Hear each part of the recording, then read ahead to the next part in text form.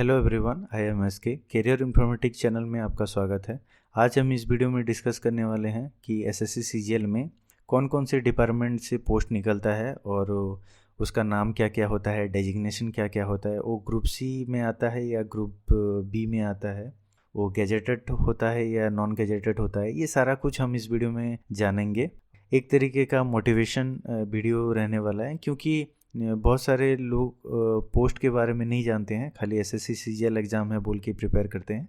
ऐसा आपको नहीं करना है, क्योंकि एक तरीके से आप एक टारगेट और एक पोस्ट फिक्स करेंगे तो एग्ज़ाम में आपको प्रिपेयर करने में मोटिवेशन भी मिलेगा, और पोस्ट के अकॉर्डिंग आप कितना कट ऑफ जाता है उसको भी टारगेट करके आप प्रिपेयर कर सकते हैं आगे के लिए। क्योंकि बहुत लोग 1-2 मार्क्स से ही रह जाते हैं उस पोस्ट के लिए, और बहुत डिसअपॉइंटेड रहते हैं कि मुझे वो पोस्ट नहीं मिला। जैसे कि हम एक फैक्टर होता है ना, जॉब सेटिस्फेक्शन, तो कोई कोई पोस्ट में आपको नहीं मिलेगा, तो उसी अकॉर्डिंग आप प्रिपेयर कीजिएगा। तो चलिए ये वीडियो को शुरू करते हैं, तो वीडियो पे अंत तक बने रहिएगा।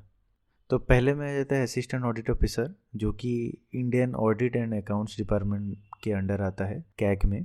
ये ग्रुप बी पोस्ट होता है और गैजेटेड होता है। और दूसरे में आ जाता है assistant account officer, Indian audit and accounts department, वो भी कैग के अंदर आता है। कंट्रोलर एंड ऑडिटर जनरल, ये भी ग्रुप बी पोस्ट होता है, गैजेटेड होता है।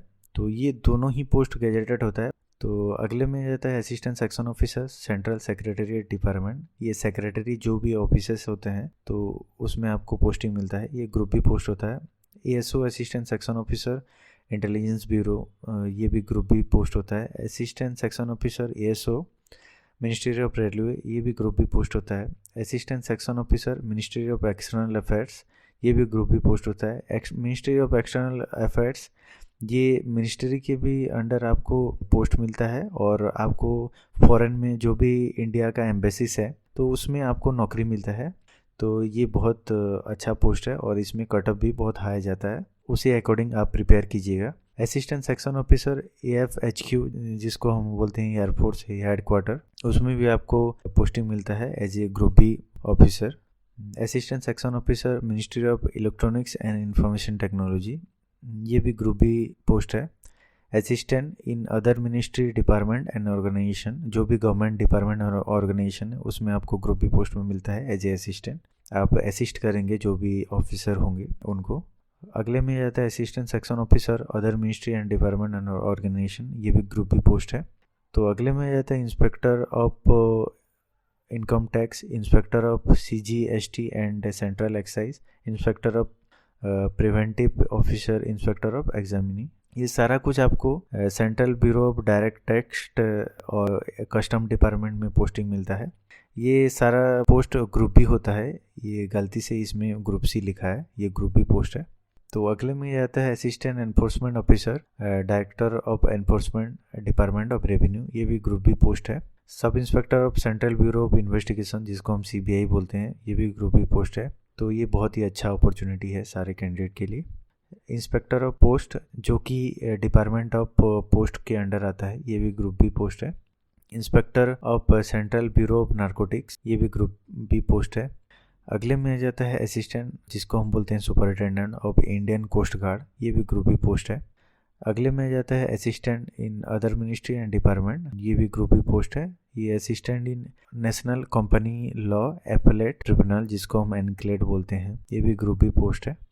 एज ए रिसर्च असिस्टेंट भी आपको काम करने का मौका मिलता है नेशनल ह्यूमन राइट्स कमीशन के अंडर, ये भी ग्रुप बी पोस्ट है। अगले में आ जाता है डिविजनल अकाउंट, ये ऑफिस अंडर कैग में आता है, ये भी ग्रुप बी पोस्ट है। सब इंस्पेक्टर इन NIA, जिसको हम नेशनल इन्वेस्टिगेशन एजेंसी बोलते हैं, जो स्पाई सीरीज होते हैं उसमें आप देखे होंगे इंडिया में कि NIA काम करता है, तो उसमें आप SSC CGL के जरिए जा सकते हैं एज ए सब इंस्पेक्टर। तो अगले में रहता है जूनियर स्टैटिस्टिकल ऑफिसर, जो कि statistic and programme implementation department के अंदर आता है, ये भी ग्रुप बी पोस्ट होता है। इसके लिए एग्ज़ाम पैटर्न अलग रहता है, जैसे कि मैंने अगले वीडियो में समझाया है था। अगर आपने उस वीडियो को नहीं देखा है तो ऊपर आई बटन में जाकर वो देख सकते हैं। इसके लिए एग्जामिनेशन पैटर्न अलग रहता है, और असिस्टेंट ऑडिट ऑफिसर और असिस्टेंट अकाउंट ऑफिसर के लिए भी अलग रहता है। अगले में जाता है स्टैटिस्टिकल इन्वेस्टिगेटर ग्रेड 2, ये रजिस्ट्रार जनरल ऑफ इंडिया के अंडर आता है, ये भी ग्रुप बी पोस्ट है। Auditor in office under CAG, ये ग्रुप सी पोस्ट है। Auditor in other ministry and department, ये भी ग्रुप सी पोस्ट है। ये सारा कुछ ग्रुप सी पोस्ट है। Auditor, accountant, junior accountant, senior secretariat assistant जो कि हम अपर डिवीजन क्लर्क भी बोलते हैं, senior secretariat assistant, upper division clerk, tax assistant income tax department में, और ये टैक्स असिस्टेंट ये कस्टम डिपार्टमेंट में है, और सब इंस्पेक्टर इन CBN नारकोटिक्स ब्यूरो, ये सारा कुछ ग्रुप सी पोस्ट है।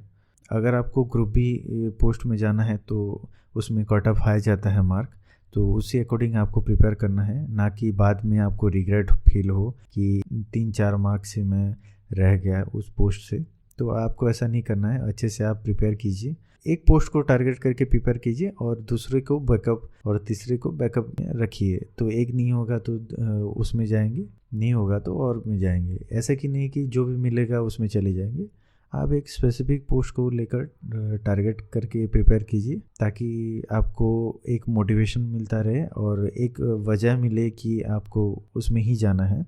तो ये था सारा कुछ डिपार्टमेंट के बारे में। आफ्टर द सिलेक्शन आप किस पोस्ट में जाना चाहते हैं, ये सारा कुछ आपको टायर 3 कंप्लीट होने के बाद आपको एक DB दिया जाता है, उसमें आपको प्रेफरेंस देना होता है कि कौन सा डिपार्टमेंट जाता है। अकॉर्डिंग टू योर मार्क आपको उसी डिपार्टमेंट में जाने का मौका मिलता है। तो अगर आपको ये वीडियो हेल्पफुल लगा होगा तो वीडियो को लाइक कर दीजिएगा, और अगर आपका कोई डाउट है तो नीचे कमेंट कर सकते हैं, मैं उसका आंसर देने का कोशिश करूँगा। Thanks for watching the video.